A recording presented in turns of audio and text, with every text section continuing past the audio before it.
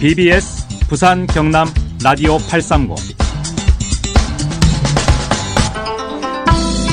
여러분 안녕하십니까? 건우문 홍순원의 정치 클래스 시간입니다. 한미 정상회담이 끝나고 그 성과에 대한 분석들이 이어지고 있습니다. 저희도 지역의 관점에서 이번 시간 한번 짚어보도록 하겠습니다. 정상회담 이슈를 포함해서 지역 발전을 위한 주요 포인트를 건우문, 홍순원 두 패널들과 함께 말씀 나눠보는 그런 시간도 갖도록 하겠습니다. BBS 라디오와 BBS 부산 유튜브 채널로 동시에 생방송되고 있습니다. 잠시 뒤에 뵙겠습니다. 건우문 홍순원의 정치 클래스 시작하겠습니다. 두 분 옆에 나와 계신데요. 인사 나누겠습니다. 안녕하십니까? 안녕하십니까? 반갑습니다. 네. 더운 여름이 이어지는데 두 분 한 주 잘 보내셨습니까? 어떻습니까? 잘 보냈습니다. 잘 보내시지 않은 것 같은데요, 지금. 날이 너무 더워서 네. 많은 분들이 참 힘들어하실 것 같아요. 특히 네. 어르신들, 그렇죠. 또 어린 아이들 너무 힘들 것 같습니다. 네. 지금 학교들은 벌써 개학을 한 곳이 있던데, 학교 개학해서 아이들 너무 덥지 않을까 걱정도 돼요. 그렇습니다. 네. 네. 건우 박사님 한 주 어떻게 잘 보내셨어요? 네, 잘 보냈습니다. 네. 건강하게 네. 보내려고 노력했고 네. 너무너무 더운 것 같습니다. 빨리 이 더위가 조금은 소강 상태로 접어들었으면 좋겠다는 그런 바람을 전하면서 지금부터 시작을 하겠습니다. 내가 뽑은 주간 묻혀진 이슈로 시작하겠습니다. 부산과 경남의 우리 지역민들이나 국민들에게 더 알려줬어야 하는데 이게 너무 알려지지 않았다. 그렇게 생각하는 것들을 두 분 생각을 통해서 한번 들어보는 시간인데요. 오늘은 어떤 분부터 시작을 하겠습니까? 하시죠. 제가 먼저 할까요? 네. 뭐 계속 말씀드렸는데 끝내는 노란봉투법이 통과되었다. 즉 지역문이 열렸다라고 보고요. 그리고 너무 많아서 몇 개만 찝어드리게 되면 이재명 대표 묻힌 이슈가 그렇게 많네. 네. 그래서 이재명 대통령의 지지율도 떨어졌고, 그리고 지금 한덕수 총리의 구속영장도 기각된 부분, 즉 이 부분이 이제 특검에 너무 강압적인 만들어가기식 그 재판으로 가고 있다. 네. 조사가 그리 시작되고 있어서, 또 민주당에서는 지금 이 한덕수 총리의 구속영장이 기각되고 나서 바로 특별재판부까지 도입하자라는 말까지 하는 거 보면 이제 인민재판이라도 하자는 것이 특검의 무리한 수사가 계속 이루어지고 있다는 반증이라고 봅니다. 네, 그런 것들이 더 알려져야 된다 이런 말씀이신 그렇죠. 거죠? 묻혀져 있다. 상대적으로. 맞습니다. 알겠습니다. 우리 홍순원 박사님 어떻습니까? 권 박사 말씀하신 건 다 알고 있는 내용이라고 보는데 혹시 혼자만 모르는 거 아닌가 모르겠습니다. 그럴 수도 있겠습니다. 저는 중앙정치는 걱정하는 분들이 워낙 많으니까 우선 좀 제쳐놓고 우리 부산 어떻게 앞으로 잘 살 수 있도록 할 거냐. 우리 부산 시민이 지금 고민하고 있는 떠나는 부산, 돌아오지 않는 청년, 이 문제를 해결하는데 우리는 가장 앞장서야겠다. 그런 차원에서 해수부 부산 이전, 이게 해운대 구의회 국민의 힘 의원들로부터 촉발이 되어서 전국을 시끌벅적하게 했지 않습니까? 아직 그 문제가 마무리가 되지도 않은 상태에서 새롭게 또 뽑힌 장동혁 국민의 힘 당 대표께서 해양수산부 부산 이전을 반대를 하셨거든요. 물론 어제 또 보니까 살짝 그런 의미가 아니다라고 말씀은 하셨습니다만은 당대표의 일성에서 부산 해양수산부 이전을 반대한다라고 하는 그 표현은 대단히 잘못됐다. 부산을 얼마나 쉽게 보고 있는지, 지금 현재 국민의힘 의석 배정을 보면 107석이지 않습니까? 107석 중에 부산이 17석을 차지하고 있습니다. 거의 20%에 육박하죠. 영남지방 전체를 한번 따져보면 거의 70%가 영남지방에 소속된 국회의원들입니다. 그러면 장동혁 신임 당대표는 그냥 적당하게 부울경 영남지방은 해도 또 표 찍어주니까 자기 마음대로 말씀하시는 이 장면을 보고 부산 시민의 한 사람으로서 너무나 가슴 아프다, 통탄할 일이다. 앞으로 이런 부분에 대해서 당대표님 국민의 힘, 표 다시 얻으려고 하면 네. 정신 똑바로 차리시고 부산 해양수산부 이전에 적극 참여하시고 또 적극 지원해 주시기를 희망합니다. 네. 네. 장동혁 이번 대표가 말씀하신 거는 저번 주 이슈가 아니고 이번에 나온 이슈고요.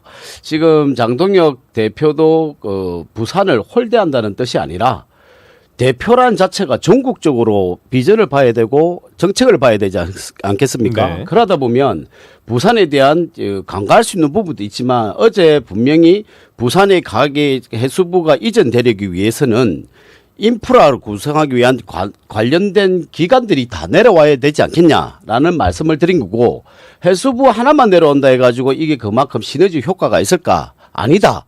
그래서 항만이라든지 모든 그 인프라가 구성되기 위해서라도 내려오게 되면 관련 그 기관들이 같이 내려와야 된다는 말씀을 드린 거거든요. 그래서 어제 분명히 부산을 홀대하는 게 아니라 부울경에 대해서도 긍정적인 반응을 하고 있다라고 말씀드린 거고요. 예. 그 문제는 부산 민주당 시당 차원에서 지역위원장들이 함께 부산시의회에서 기자회견을 했습니다. 강력하게 국민의힘 장동혁 대표님 반성하십시오라고 한 이후에 그런 말씀들이 나왔기 때문에 아마 그 진정성에 대해서는 우리 시청자들께서 판단해 주시리라고 믿습니다. 네.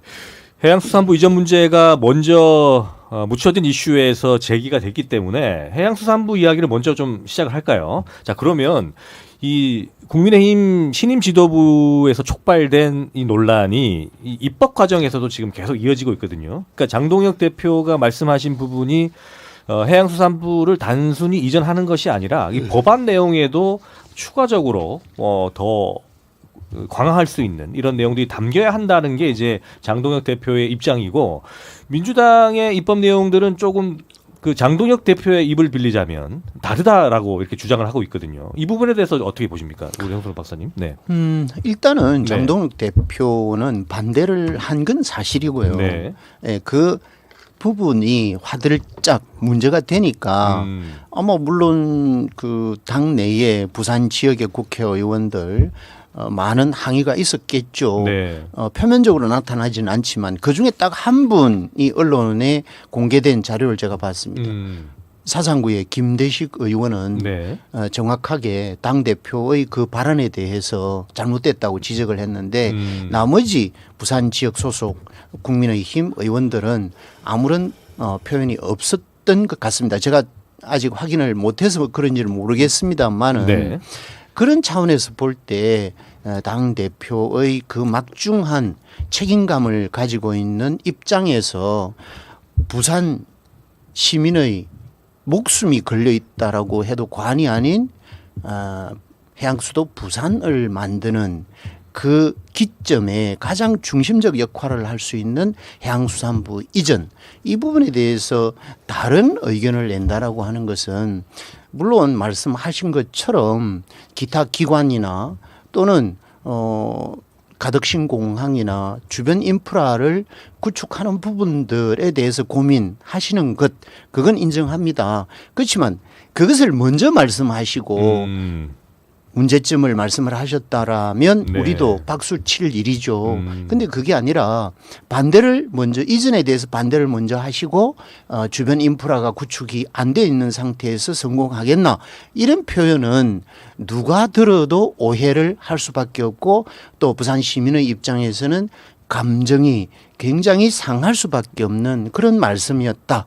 그렇게 말씀드리고 싶네요. 네, 발언의 앞뒤가 바뀌었다. 뭐 이렇게 그렇죠. 네, 그런데 먼저 네. 해양수산부 이전에 대한 문제 전에 네. 벌써 그 글로벌 허브 도시 특별법이란 거를 먼저 그 국회에다 올려놨어요. 근데 이 법도 지금 다 민주당이 지금 거대 여당이다 보니까 다 이루어지지 않은 상태고 어제 잠깐 봤을 때 다시 글로벌 허브 도시 특별법을 다시 재추진하자는 이야기도 좀 있는 것 같고 해서 네. 좀 같이 해양수산부하고 같이 협업해서 나오면 좀 더 부산 발전의 시너지 효과가 더 크지 않을까 그렇게 생각합니다. 반대를 왜 하겠습니까? 해양수산부를 준다는데 누가 반대를 하겠습니까? 하지만 그 발언이 정치적 발언이 아니라 실질적으로 실행 가능성 있는 발언이었으면 좋고, 그리고 글로벌 허브 도시 특별법도 같이 협력해서 움직이면 더 좋은 부산의 발전에 굉장히 영향이 있지 않겠나라고 말씀드리고 싶습니다. 글로벌 허브도시 특별법은 지금 다시 논의를 한다고 지금 국회에서 지금 얘기가 나오고 있는 것 같은데요. 아닙니까? 그건 아닌 것 같습니다. 아닙니까? 네, 그건 지금 권 박사 말씀하신 부분은 기존에 박형준 부산시장께서 네. 계속 주장해 왔던 종전까지 네. 그 내용과 똑같은 걸 다시 되짚어서 말씀하시는 거 아닙니까? 거기에 글로벌 허브 특별법 그리고 산업은행 부산 이전 이걸 또다시 끄집어내고 있는 듯한데 부산시장께서는 지금 현재는 이 부분에 대해서는 말씀을 별로 안 하고 있는 것 아닙니까? 네. 이제는 이 부분에 대해서는 이재명 신정부의 정책 기조에 따라서 이제는 국민의힘에서 주장에 불과한 내용을 가지고 부산 발전에 무슨 도움이 되겠느냐라고 하는 부산 시민의 절대 다수의 의견에 동의를 한다라고 저는 보고 있거든요. 그래서 이재명 대통령께서 후보 시절에도 여러 번 말씀을 하셨듯이 굳이 안 되는 것을 가지고 주장하는 것은 그것은 정치적 노름에 불과하다. 실제 실현 가능한 것을 우리는 이루어 가자. 그게 바로 1호가 해양수산부 부산 이전입니다. 이미 지난주에도 출연을 해서 말씀드렸습니다마는 해양수산부 중심으로 이전 비용 867억을 통과를 시켰지 않습니까? 네. 그래서 바로 이제는 리모델링이 들어가고 12월 달에는 해양수산부 부산에서 사무소 개소식을 하는 그 일정까지도 다 확정을 해서 공개를 했습니다. 나머지는 공약 사항에 따라서 HMM을 비롯한 여러 민간 기업들 그리고 회사 법원 그리고 해수부 산하 공공기관 이 부분은 전재수 해양수산부 장관도 여러 차례 발표를 했습니다. 차질 없이 진행이 되고 있다라는 말씀을 드렸고 네. 산업은행을 대응할 수 있는 동남권 투자개발공사 또한 당초에 3조 원의 자본금으로 시작하겠다라고 했는데 이제는 최대 50조라고 하는 범위를 넓혀 놨습니다. 그렇다고 하면 이재명 정부의 의지라든지 해양수산부 장관인 전재수 장관의 의지라든지 그리고 그걸 희망하고 있는 부산 시민들의 꿈이라든지 이게 다 모아서 지금은 진행을 하고 있는 방향에서 장동혁 신임 대표의 말씀은 대단히 잘못된 발언이었다. 그렇게 말씀드립니다. 네, 입법 과정에 대해서도 좀 설명을 해주시죠. 지금 이 해양수산부 부산 이전 특별법 관련 입법 과정의 내용들이 어떤 것들이 좀 있는지 좀 말씀을 해주셨으면 좋겠는데요.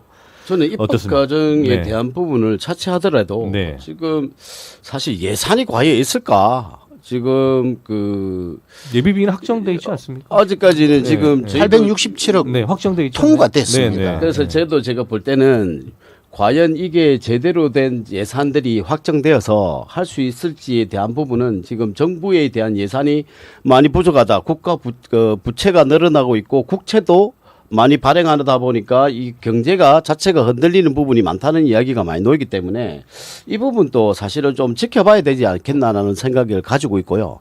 그다음 지금 아까 말씀대로 이 해안수산부에 대한 부분이 협의적으로 부산광역시를 잡았는데 우리 그 두 번째 저희가 토론하기로 했던 한미 협상에 대한 정상회담에서 과연 이재명 대통령이 무엇을 가져왔는지에 대한 부분도 보면 어째 보면 작은 그 부산을 바라볼 수도 있지만 크게 보면 대한민국을 바라봐야 될 거 아니겠습니까? 그러다 보면 실질적으로 불경의 핵심 산업인 조선, 자동차, 과연 이 관세에 대한 부분이 살아남을 수 있을까? 저는 우려스러운 부분이 많다. 해양수산부 이전도 중요한 부분이지만은 이 경제 자체를 살리기 위해서 해양수산부가 오는 이유는 부산광역시에 대한 나름대로 발전 방향을 잡기 위해서 하는 부분인데 지금 자동차나 조선업계가 지금 사실 노란봉투법이 통과되면서 타격을 받고 있어요.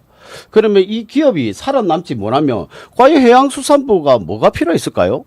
저는 이 부분이 자꾸 협의적으로 부산광역시의 해양수산부에 대한 그 정책을 자꾸 계속적인 부분을 말씀을 하시는데 좀 저는 좀 더 크게 본다면 지금 대한민국의 지금 한미 정상회의 이후에 어떤 지금 그 이재명 대통령이 관세 협상이나 무역 협상을 가져왔는지 상호 협의서도 없는 상태에서 어떻게 형태로 방향을 잡고 가는지도 사실 좀 의문스럽기 때문에 저도 이거는 저희가 불확실성을 계속 가지는 거라 확실성이라고 자꾸 말씀을 하셨으니까 부산에 오는 거는 당연하겠지만은 그 주변 인프라는 게 경제, 즉 기업 아니겠습니까? 그래서 기업들도 살아남을 수 있는 상생할 수 있는 부분도 좀 바라봐야 되지 않겠나라고 말씀드리고 싶습니다. 네. 예. 역시 권 박사님도 소속이 국민의 힘이기 때문에 그런 말씀을 똑같이 중앙당이나 당 대표나 또 소속된 일부 구의원들이 얘기하듯이 거의 비슷한 말씀을 계속하고 계시고 인식도 그렇게 하는데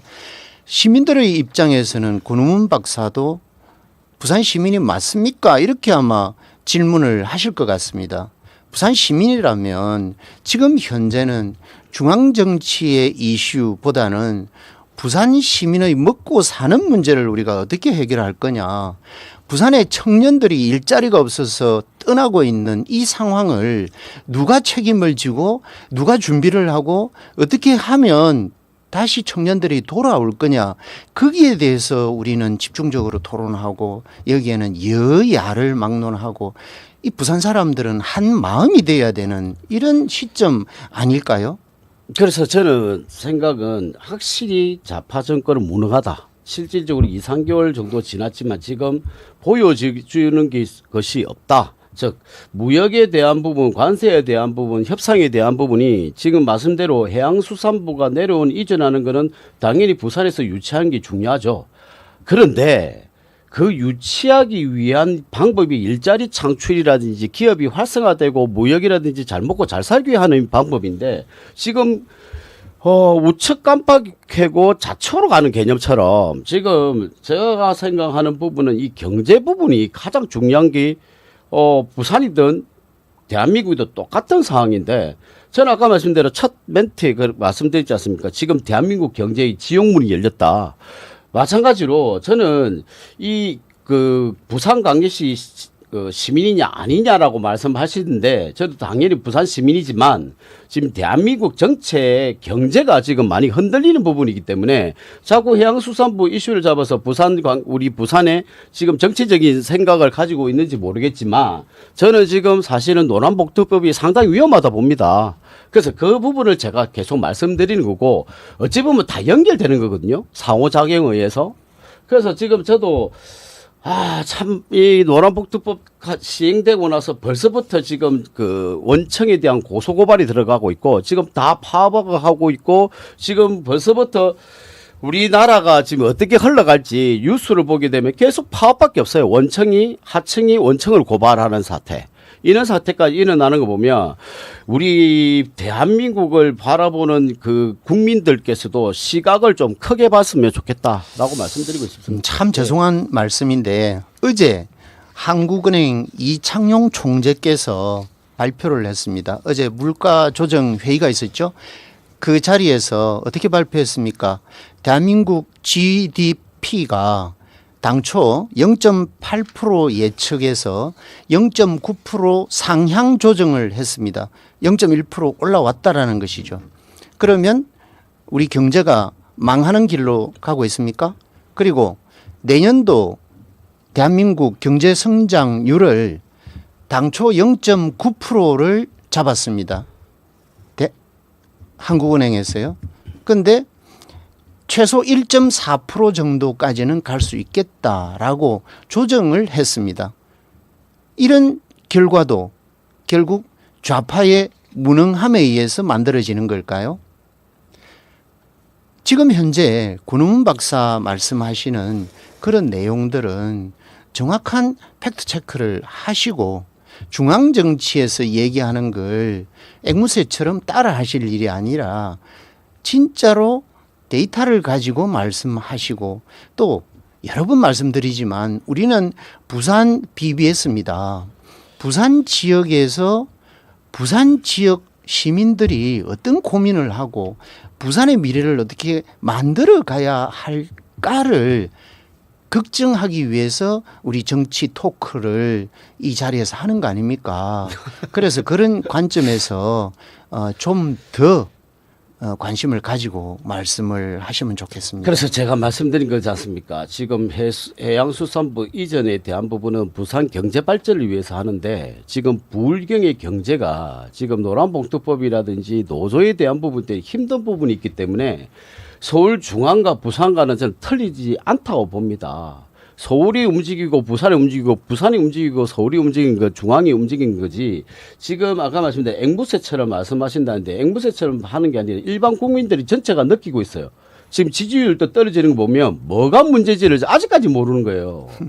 그 부분이 어찌 보면 오만할 수도 있고 어찌 보면 이 정책에 대한 경제 정책에 대한 이 방향성을 제대로 가지고 가고 있느냐 아무 생각이 없느냐라는 걸 말씀드린 거예요. 저는 앵무새처럼 말씀드린 게 아니라 정말 심각합니다. 지금 현재 지금 일반 그 피부로 느끼는 지금 경제 상황도 좋지가 않은데 이 방법 이 형태를 어떻게 해결해 나갈지 그것도 좀 우려스러운 부분이 상당히 많다고 말씀드리고 싶습니다. 네, 예. 저희가 해수부 관련 내용도 그렇고요. 뭐 두 분 말씀 다 옳습니다. 뭐 지역 발전을 위해서 이 자리가 마련이 됐고 또 전체적으로 대한민국 중심의 서울 중심의 여의도 정치가 지역에서 미치는 영향도 크기 때문에 저희들도 분석을 하는 지금 이 시간이라는 거 말씀드리면서 두 분의 말씀 다 옳다고 제가 정리를 하고 라디오는 여기서 마치고요. 저희들 계속해서 BBS 부산 유튜브 채널에서 이어가도록 하겠습니다. 해양수산부 부산 이전과 관련한 뭐 입법 내용에 대해서 말씀을 제가 질문을 드렸는데 두 분의 공통적인 입장인 것 같습니다. 그 집적화에 대한 부분도 그렇고 지역 발전을 위한 내용들은 다 담겨야 된다는 취지로 제가 이해를 하고 한미 정상회담의 이슈로 넘어가 보겠습니다. 한미 정상회담 뭐 지금 정확하게 모든 것들이 다 회담 내용이 알려지거나 어떤 것들이 좀 합의가 됐는지는 저희들도 정확하게 지금 파악이 안 되는 것 같은데요. 자, 지금 어쨌든 그런데 조선과 자동차 부분, 이 부울경 지역 산업에 미치는 영향이 엄청납니다. 그렇기 때문에 이 조선과 자동차 부분 관세라든지 이 마스크 프로젝트 뭐 이런 것들이 지역에서도 관심이 큰데 한미 정상회담이 가져올 우리 부울경 조선과 자동차 부품 산업 어떻게 좀 예상을 하시는지 노란봉투법과 연계해서도 말씀을 해주시는 것도 좋지만 한미 정상회담을 중심으로도 좀 말씀해 주십시오. 어떤 부분부터 시작하겠습니까?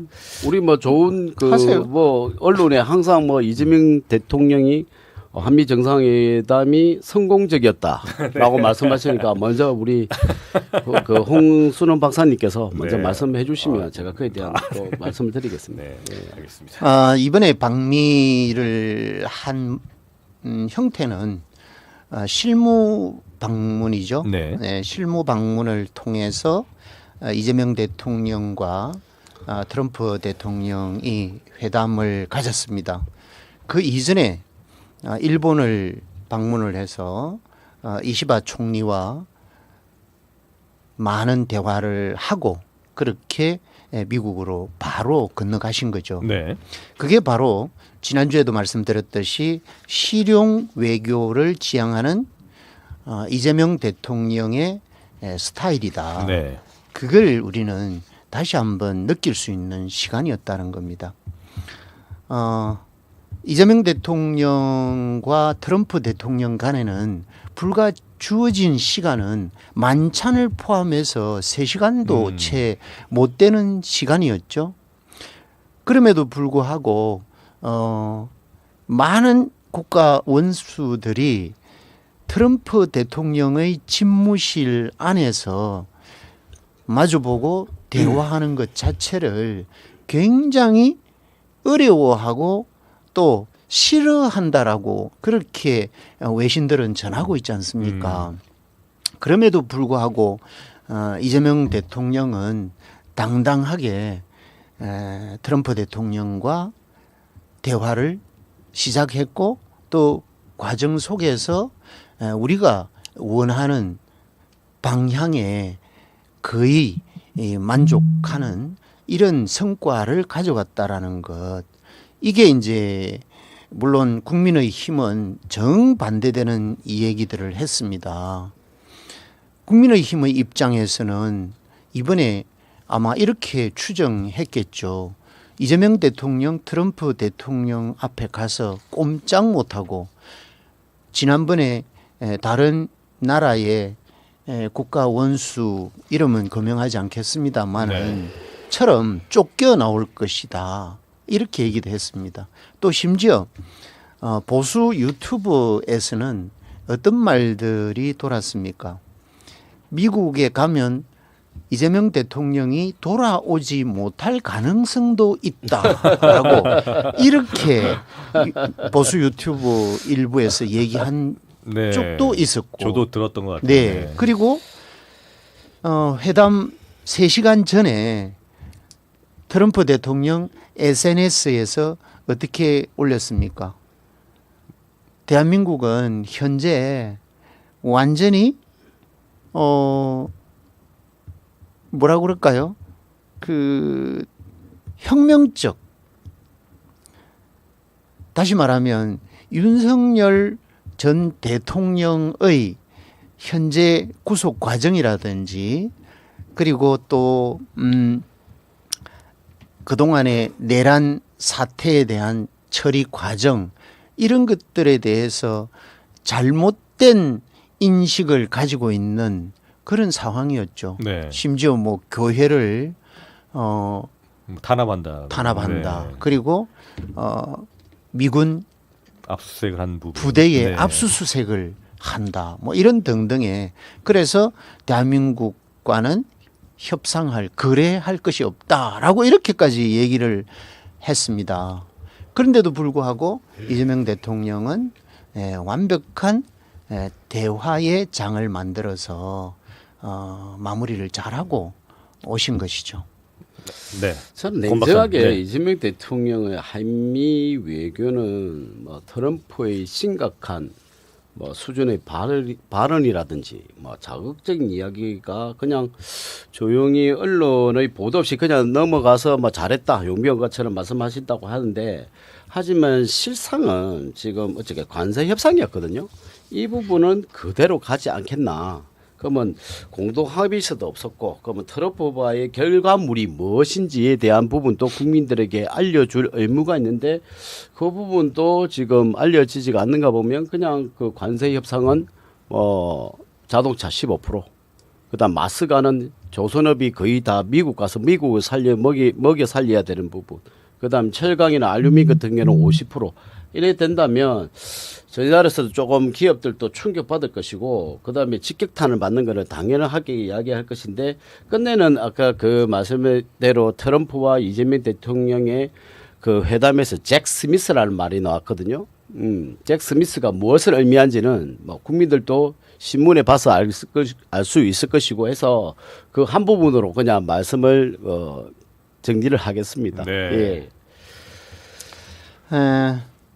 이번 회담 과정에서 이렇게 보면 이재명 대통령이 얼마나 많은 본인의 경험을 통해서 또 본인의 학습 능력을 통해서 상대방과 대화를 잘 이끌어가는 소통력이 뛰어나다라는 것을 전 세계인에게 알려준 계기가 됐다. 그런 과정에서 보면 대통령은 얼마나 바쁜 사람입니까? 그럼에도 불구하고 트럼프 저서 협상의 기술, 거래의 기술 이 책을 완전히 학습을 하고 이 트럼프와의 대화에 응했다라는 거 이것만 보더라도 보통 전임 대통령들과는 완전히 다른 그런 대화의 또 소통의 달인이라고 생각이 되고 앞서 얘기했던 어떤 성과가 그러면 왜 없느냐 이런 말들을 계속하고 있는데 대통령의 성과라고 하는 것은 거기에서 시시콜콜하게 품목 관세라든지 이런 부분에 대해서 철강 몇 프로 합시다. 냉장고 몇 프로 합시다. TV 몇 프로 합시다. 이건 아니지 않습니까? 대통령은 포괄적인 형태에서 방향의 정립과 방향의 설정이 필요한 게 바로 최고 결정권자들이 해야 할 일이죠. 나머지는 관련된 수석들이나 또 관련된 장관들이 실무자급 회담을 통해서 또 실무자급 소통을 통해서 지속적으로 대화하고 또 지속적으로 조정하고 지속적으로 결과를 도출해 나가는 이런 과정들이 바로 실무 협상이고 또 실무자가 존재하는 이유 아니겠습니까? 여러분들은 계속 대통령이 왜 결론을 안 내고 왔냐고 얘기를 하는데 대통령이 결론을 내고 나면 실무자들이 더 좋은 결론을 낼 수 있는 그런 항목들이 존재하는데 양쪽 수뇌부가 결정을 해놓고 나면 밑에 실무자 입장에서 그게 따라갈 수밖에 없지 않습니까?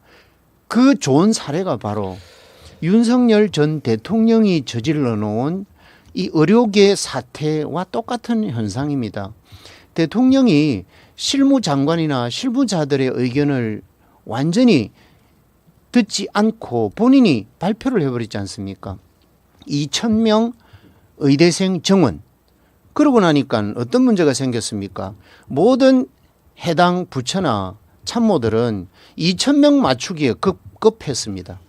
그래서 전혀 소통이 안 되죠. 소통이 안 되니까 오늘날 의료계 사태가 오늘날까지도 이런 문제가 발생이 되어 있는 현실입니다. 똑같은 의미로 트럼프와 이재명 대통령 두 분이 세세한 것을 또 세부적인 것을 결정을 짓고 나면 실무자들이 우리가 만들어 나가야 될 또 국익을 위해서 더 좋은 과정들을 만들어 가야 될 그런 기회를 빼앗길 수 있는 것이죠. 이재명 대통령은 소통하기 얼마나 좋아하는 분입니까? 말씀 잘 하시잖아요. 그런데도 정제된 말씀만 국익을 위해서 필요한 말씀만 하는 그 과정은 바로 1도 대한민국 국민을 생각하는 것이고 2도 대한민국 국민을 생각하는 그 결론은 대한민국의 국익을 위해서 존재하는 대한민국 이재명 대통령 이렇게 본인 스스로도 판단하고 저도 그렇게 느낌을 받았습니다. 자, 그래 이재명 대통령 방미한 부분은 상당히 고생 많으셨다고 생각합니다. 그런데 외국 언론에서는 AP라든지 뉴욕 타임스에서는 상당히 좋은 반응이 아니란 비판적인 기사가 좀 많이 나왔고요. 그리고 그만 또 윤석열 대통령 말씀하셨는데 의료 대란에 대한 부분은 일반적인 국민들께서도 의사들 만나기 힘들고 상당히 좀 의료에 대한 부분이 좀 부진보다는 조금 의사들이 좀 부족하다는 것을 국민들도 알고 계시는 부분이기 때문에 윤석열 대통령이 뭐 독단적으로 결정해서 그 부분이 좀 오해에 대한 부분이나 좀 혼란된 부분도 있다고 지금 나와 있지만 제가 말씀드린 거는 지금 이재명 대통령하고 트럼프는 국가에 대한 외교입니다. 대통령이 결정권을 가지는데 밑에 실무진이 가져와서 대통령이 보고를 하지 않는다는 것도 문제가 있는 거고 아까 차근차근 분업화해서 나눈다지만 끝내는 큰 그림은 대통령이 그리고 밑에 실무진이 가는 거지 대통령이 모르고 밑에 실무진이 결정한다? 저는 그거는 말도 안 되는 소리고요. 그리고 저는 이 부분에 대해서도 지금 저는 뭐 불확실성이 정치도 마찬가지고 경제도 불확실성을 많이 가지기 때문에 이거다 아니다라고 할 수는 없지만은 조금 이번 한미 대한 방미는 분위기상 상당히 뭐 대통령에게 트럼프가 공격을 하지 않았지만 지금 우리가 지금 가장 중요한 계속 해왔던 먹거리 이 부분이 가장 중요한 부분이었기 때문에 그래 말씀드리고 싶습니다.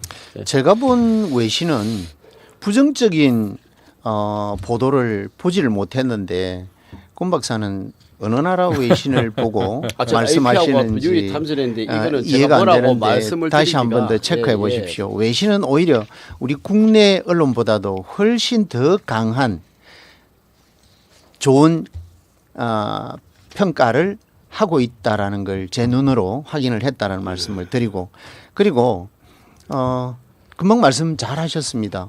대통령과 대통령의 만남은 포괄적인 대화죠. 바로 그게 성사를 하고 온 것이죠. 보십시오. 대북 문제 얼마나 좋은 대화가 되었습니까? 트럼프 대통령이 제일 좋아하는 말 피스메이커 되십시오. 나는 대한민국 대통령으로서 페이스메이커가 되겠습니다. 이 두 단어가 전 세계인의 마음을 열었습니다. 그리고 누가 이런 말을 할 수 있겠습니까? 그게 준비된 대통령이 아니면 또 그게 대한민국을 사랑하는 누구보다도 사랑하는 대통령이 아니면 그런 단어를 입에 올릴 수 있겠습니까? 그리고 관세 문제 트럼프 대통령은 모든 외국 국가 원수들이 제일 불편해하지 않습니까? 지난주에 제가 뭐라고 했습니까? 심지어 트럼프 대통령은 깡패와 같다라고 제가 말씀을 드린 적이 있었죠. 그렇듯이 트럼프와는 만나기 싫어합니다. 국가 원수들이. 왜냐하면 예정된 대화가 아니라 언제든지 본인 입장에서 돌출 발언을 해버리기 때문에 대화하기 싫은 것이죠. 그렇다면 이번 이재명 대통령과 트럼프 대통령 간에는 짧은 만남이었지만 돌출 발언이 단 한 번이라도 있었습니까? 없었지 않습니까? 결국 마지막에 이재명 대통령께 뭐라고 했습니까? 당신은 나의 친구입니다. 라고 썼습니다. 글로서. 그 정도면 이번 회담이 얼마나 성공적이었는지 다시 한번 생각을 해 주시고 앞서도 말씀드렸습니다마는 이번에 많은 성과를 우리 대한민국 국내 일부 국민의힘 그리고 일부 유튜브 이런 곳에서는 부정적인 말씀들을 하고 있다라는 걸 저도 잘 알고 있습니다. 그렇지만 이런 문제들이 100% 틀렸다라는 말씀은 아닙니다. 여러분들이 지적하는 이런 부분들도 우리 민주당 다 수용을 해서 서로 대화하고 오로지 국익을 위해서 우리가 한 마음으로 가자라고 하는 것은 분명하다라는 것입니다. 바로 어제 아침 일찍 이재명 대통령께서 귀국하자마자 곧바로 뭘 지시했습니까? 국민의힘 신임 당대표 곧바로 만나자라고 제안을 했습니다. 그런데 의미 있는 만남은 의미 없는 만남에 대해서 이 신임 대표가 말씀을 했죠. 그것 또한 얼마나 생각을 해보면 웃기는 얘기입니까? 대통령께서 일본, 미국을 순방을 하고 왔습니다. 그러면 그동안의 관례에 따라서도 야당 대표 모시고 갔다 왔던 경과 과정이나 또 가보니까 우리 국내에서 생각하는 것과는 또 이러이러한 문제점들이 있더라. 또 우리는 몰랐지만 미국에서 일본에서 이런 생각들을 하고 있더라. 이런 부분을 우리가 여야정 서로 마음 합쳐서 잘 풀어갑시다. 이런 걸 말씀드리는 자리 또 의논하는 자리가 관례적으로 되어 왔죠. 근데 그게 단절이 된 게 언제부터입니까? 바로 윤석열 정부 3년 동안에 그것이 단절이 되었던 것이죠. 그러니까 장동혁 대표도 잊어버린 것 같습니다. 윤석열 대통령은 야당 대표와 그런 대화도 필요 없다라고 생각하고 그런 절차 과정도 관행도 다 깨어버렸기 때문에 장동혁 대표도 아마 그런 걸 보지를 못했으니까 당연히 대통령이 외국 갔다 왔는데 왜 내를 부르지? 무슨 정확한 선물이라도 줄 거 있나? 아니면 정확한 목표 설정이 되어 있나? 이런 의자가 뭐냐? 이런 걸 질문한다라고 하는 것은 대한민국 국민의 입장에서는 굉장히 의아해하는 그런 상황이었을 것 같습니다. 네, 조실 뭐 시간이 다 돼가는데 제가 시간 드리겠습니다. 지금 말씀드린 이재명 대통령이 장동혁 그 당 대표에게 뭐 회담을 하자 이야기했지만 자 3대 특검 통과시켰습니다. 정청년 당 대표는 내란당 해체시켜야 된다고 이야기를 합니다. 총뿌리를 공격을 하고 있는 상황인데 여기서 갑자기 대통령이 회담을 한 데서 그 총뿌리가 걷어질 수 있느냐 저는 아니라 보거든요. 지금 윤석열 대통령 또 인권 유린 즉 상당히 민감한 지금 구치소 사항을 CCTV를 오픈 안 됐다가 다시 하지 않겠다고 이야기하고 그다음에 지금 그 드론 사령관 같은 경우는 변호사 입회를 하지 않겠까 헌법 위반까지 하면서 특검을 지금 하고 있는 상황이고 반대로 생각하면 그래 하겠습니까? 그 지금 당을 해체시키고 내란당이라서 국민의힘을 국민들로부터 완전하게 그 포위시켜 가지고 완전히 그 고사시키기 위한 방법을 쓰고 있다가 갑자기 방미 끝나고 나서 들어왔을 때 국민의힘의 당대표와 지금 영수회담을 하자고 이야기했을 때 과연 대표가 감사합니다라고 받아줄 수 있을까요? 저는 아니라 보거든요. 그래서 지금 어찌 보면 당에서도 신뢰, 즉 특검이라든지 지금 거기에 없어지지 않고 있는 상황에서 당대표와 만난다는 거는 아직까지는 조금 시기적절하지 않다라고 말씀드리고 싶고요. 하여튼 우리 그 홍 박사님께서는 상당히 이재명 대통령에 대해서 좋은 방향, 좋은 이야기, 뭐 우리가 이야기를 이런 게 아니라 좋은 이제 멘트로 말씀하시는 것에 대해서 저도 공감은 하지만 여당에서도 이제는 거대 여당이기 때문에 잘못된 건 잘못됐다, 잘된 건 잘됐다. 좀 지적하면서 갔으면 좋겠고요. 이거는 차후에 어떻게 공동 합의문이라든지 여기 나오고 나면 또 언론에 뭐 어떤 형태로든지 나오게 되면 그때 또 판단해서 또 토론을 했으면 좋겠습니다. 예. 앞서 얘기했던 잠시만 짧게만 드릴게요. 앞서 얘기했던 뭐 여러 가지 저도 마찬가지 앞서도 제가 말씀드렸죠. 외국 방문 순방 이후에 그 결과는 물론 잘된 것도 있고 잘못된 것도 있겠죠. 그런 부분들에 대해서 잘못된 것은 앞으로 우리 국익을 위해서 어떻게 갈 거냐 이런 것들을 서로 논의하자라는 과정에서 여당 대표를 초대해서 곧바로 설명을 드리고 또 의논을 하자라는 차원에서 대통령께서 제안을 했는데도 불구하고 그런 말씀 하지 않겠다라는 의미 없다라는 이런 의미로 말씀하신 것은 대단히 잘못된 판단이라는 말씀을 드리고 또 노란봉투법 계속 말씀을 하셨는데 노란봉투법 같은 경우에도 우리가 지금까지 가보지 않은 길이지 않습니까? 가보지 않은 길에 우려하시는 것은 당연히 있습니다. 하지만 그 우려하는 길 자체도 우리는 도전적으로 가보는 이유는 결국 노사 관계가 제대로 정립되지 않으면 영원히 우리는 일직선을 걸어갈 수밖에 없기 때문에 이 노란봉투법을 통해서 여야가 그리고 노동계와 경영자 서로 간에 소통할 수 있는 기회를 우리가 만들어 보자라는 차원에서 통 큰 의미로 서로 협의하고 의논해서 조금씩 더 좁혀나가는 이런 과정들을 필요하다라고 다시 한번 말씀드리고 싶습니다. 잠시만요. 네, 마지막으로. 노란봉투법에 대한 부분을 통과되고 나서 6개월 정도 유예 기간이 있는데 벌써부터 지금 파업이 시작됐습니다. 파업이 시작되고 있고 지금 어디까지 나가냐면 지금 방산업체 근로자들까지 지금 노란봉투법에 포함시키자는 이야기가 나와요. 그거는 헌법 위반이고 그건 헌법재판소에 될 문제까지 지금 건들고 있는 상황이고 어제 그 어느 노조위원장은 경찰서에 가서 집회 신고할 때 술을 먹고 음주운전까지 하는 이는 노조가 지금 어떻게 보면 중국의 문화 대혁명 때 홍위병 역할처럼 지금 움직이고 있는 상황이고요.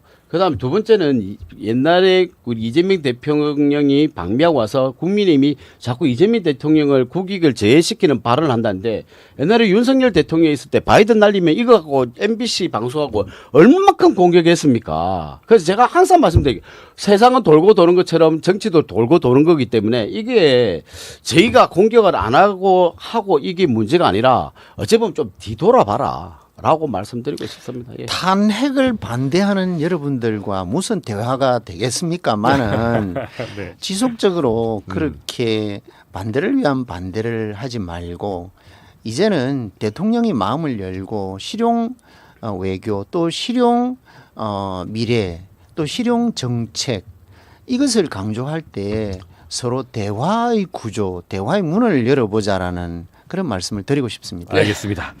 네.